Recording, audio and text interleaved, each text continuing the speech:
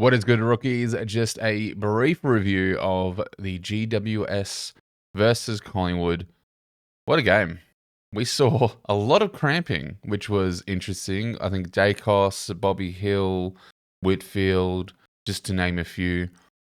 I think Whitfield played forward for the last remaining 10 minutes of the game. Crazy cramping, but also a lot of Supercoach relevant stuff to run through.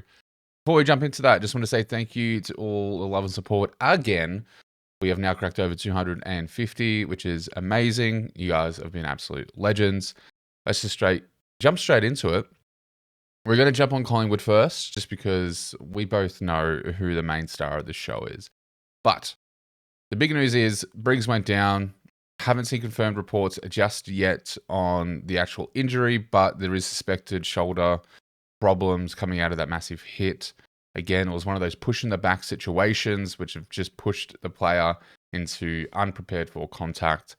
And yeah, it's just not good. But we saw Keith come on and play main ruck for that game.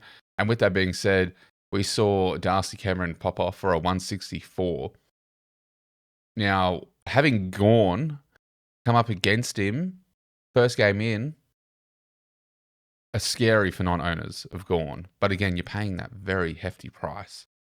So, yeah, do we look to pivot just to get Gawn in, knowing that Briggs is going to be out for a period of time? Who really knows? But outside of Darcy Cameron, this is a massive inflation. If you were still looking at him, don't really build into this number. Just keep in mind that this was against Keith, who just got run over, basically. Josh Daicos did quite well. Again, I think most of us are waiting for DPP for us to even really consider him as an option. Perryman, 93. If this is his average, then I think this is a safe bet and a safe pick. Because again, there's about 100k upside there based on what he's priced at. So still pretty good. I still think he's good value. He's still a lock in my team. Any other relevancy here? We had Edward Allen come in for a 68. Not sure. His time on ground was 82%. This also could have been factored by good old Nick Daicos. So not a really good game for Daicos. He got tagged by Bedford. The Bedford tag kicked in. But then he also just did not look good, mostly for that last half. Cramps were kicking in. It looked like he was having groin troubles. I don't know why they didn't sub him off and they bought Hoskin Elliott off for some reason. I'm not sure what happened with that management side of things. I don't think it was ideal, but if you are a Daicos owner, I think it's like 64% owned. I imagine his ownership's going to go down and a lot of people might shift to Neil or they might shift to the men we're going to talk about very, very shortly. But outside of really Harriman, Daicos and Allen, I don't really think there's much Supercoach relevancy for this side. The other side, the GWS, there's a lot to talk about. Ben Callaghan. My goodness, these mid-prices are just begging us to have a mid-pricer only midfield at the moment. A 146, reports have come out that it's a breakout season for a while now. When we're just seeing things back that up, and he's really putting his hand up as an option. Keeping in mind, Tom Green is still out, and we haven't seen him alongside Tom Green. So he is like the main cog in the machine at the moment. He's number one in the engine room. So do we really take this as just a breakout game? I'd say it's a breakout game. I definitely don't think he's going to, have this consistently, especially once Green's back in the side, Tom Green being. But I think we've seen enough for the preseason where you could pretty confidently throw him in as a mid-pricer. Now, where would you throw him in? You got Chera, you got Oliver, you have Days putting their hand up. What are we meant to do? And we'll get into that towards the end of the video. But Finn Callaghan, what a game. Sam Taylor, amazing.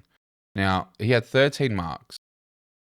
Crazy. And then I think he had like 7 or 8, maybe even more intercepts. Crazy.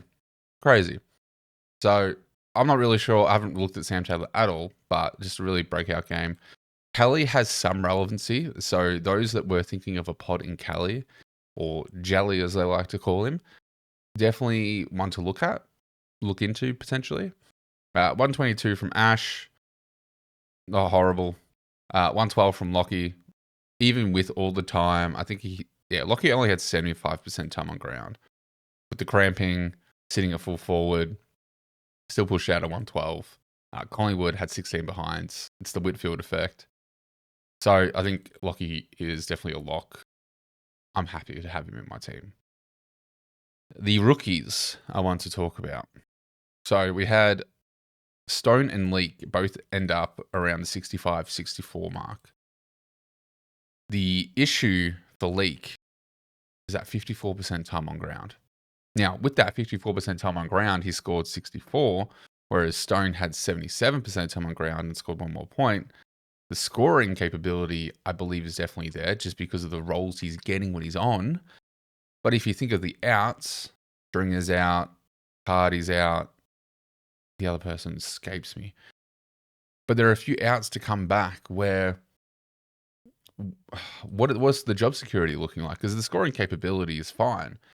It's just whether the role's there and it's going to stay there. So I'm still uncertain where we're sitting with Leake. I think Stone, I think his role is I think it's more secure than it is for Leake.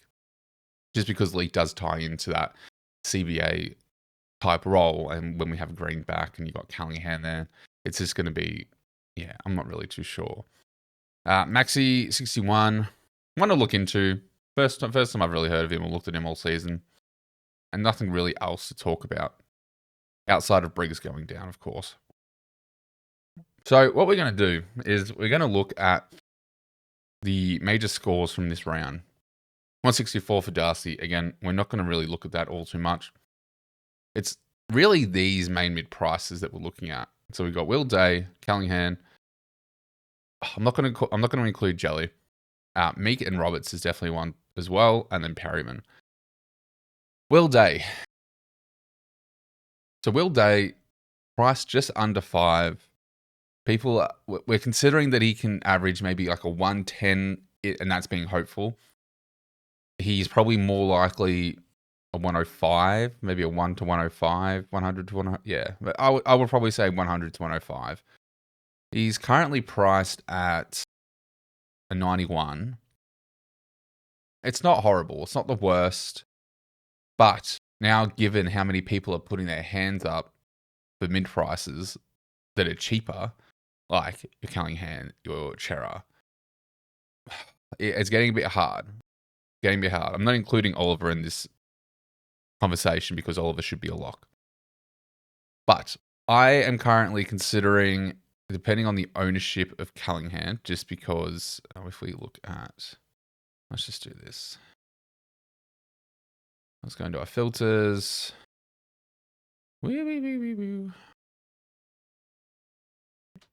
So if we look at Callaghan at the moment, that's crazy. At quarter time or half time, he was at 4%. He's now at 8.4. That's crazy. Lockie didn't change all too much. Connor Stone wasn't really watching. Leake wasn't watching. But 4% increase, as the game is finished is crazy. That is very interesting. So you have Callaghan, you have Day. So let's bring in Hawks. And for the moment, we'll bring in Carlton as well. And we'll bring in Sydney and Collingwood, just because we want to get these mid prices. So Daicos has already gone down 3%. Day's gone up to 20, almost 30%. Roberts is almost at 28%. Perryman's still around the 27% mark. Sheldrick's gone down, which is expected. Again, Lockie's staying the same. Callaghan is still technically within that pod pick era. Chera is no longer in that, 11.3% owned, which is crazy. So at the moment, the most potty midfielder you can go is Callaghan. But again, we have to keep in mind the round 2 bye. Now, I'm looking at having Whitfield. If I bring in good old Finn, that means I would have 2 better scores taken out of that round 2 bye. It's going to take a little bit more to look into. But nonetheless, so I'm going to leave it, guys. If you made it this far, don't forget to like, subscribe, and leave a comment down below if you are bringing in Callaghan, if you are going more mid prices than you expected from the start of the season, and more importantly, Have you got Gordon in your team? Are you going to bring him in purely for his pretty much round 1 opener against Keith, which it would be? So let me know how you go. I'm excited. Let's roll out round 1.